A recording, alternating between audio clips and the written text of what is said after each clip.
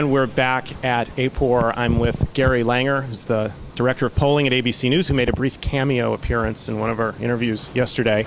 I wanted to have Gary come and do this interview because he has a very unique role at ABC News in vetting polls and applying the standards that are online that we'll link to when this goes up. And I just wanted to have you help our readers understand what your role is at ABC beyond just doing polls with the Washington Post, but how you evaluate other surveys. We have three prime roles at ABC in my unit. The first is conduct and analyze our own public opinion polls. The second is a practice we developed to reach out more broadly and find out what other good data are out there that can inform our judgment as we report the news of the day. In doing that, we found that not only is there an enormous amount of data out there, but a substantial portion of it is crap. Unreliable data gathered by questionable methods, often manufactured data that I call it, produced not to independently assess public attitudes and behavior, but to promote somebody's product or client or point of view. Others, data just done on the cheap, perhaps as a loss leader by commercial firms to draw business. And others, data gathered by less than reliable methods, non-probability samples, which in my view is pretty questionable as well. So we set up a system, and I was lucky to have the support of management at ABC, to vet these polls, to evaluate them before they get to air. And we have a system now in which essentially any survey research that we're considering for air does, or at least is supposed to, come through my unit first, where we check it out and either clear it or kill it. Disclosure, of course, is where it starts, and I think you and I are on the same page on disclosure. We need that to assess it. There's three places where this stuff can go wrong. Bad sampling, misleading biased questions, or cherry-picked or misleading analysis that just goes for the convenient results. But they're all out there.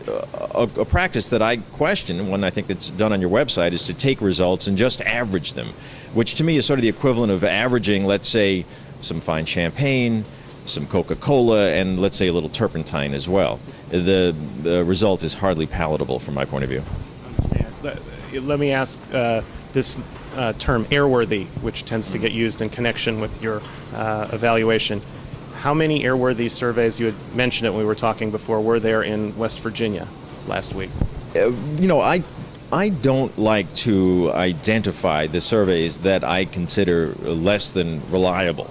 And that's because I don't need to get into a slanging match with the outfits that produce this stuff.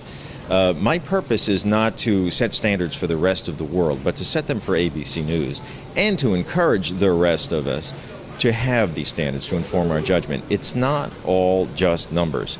There are numbers produced independently to inform our judgment.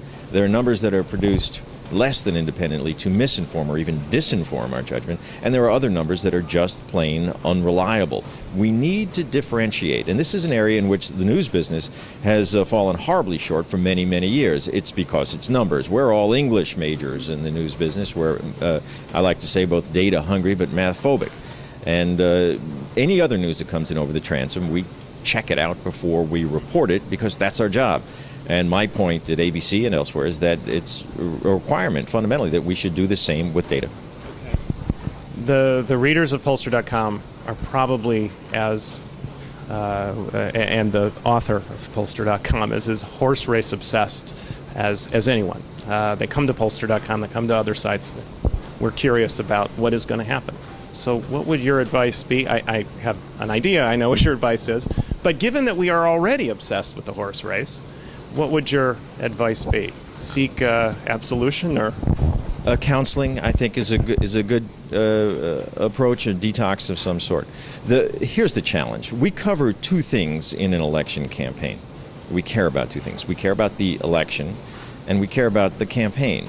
The campaign is very narrowly focused. It's about who wins. That's all the campaigns care about. That's all the people who are perhaps over-enthralled with the campaigns care about. How do you get to your electoral votes? How do you get to victory, right? An election is about a much bigger and broader and, in my view, more profound subject, and that is this country going through this quadrennial exercise of evaluating where we're at, where we want to go, how we want to get there, under whose leadership. That's why we do these polls, at least here at ABC News. We don't spend a small fortune in an election year so we can repeat idiotically the horse race. from week to week or month to month. We do it so we can understand how the American public is coming to these choices, how we got here, what's informed that, and where we're going, and what's informing that. Who's making these choices, how and why. And to boil that down to a horse race is really, to me, a fairly tragic oversimplification, but also misunderstanding of the fundamental information we're trying to draw out from our survey research. Right.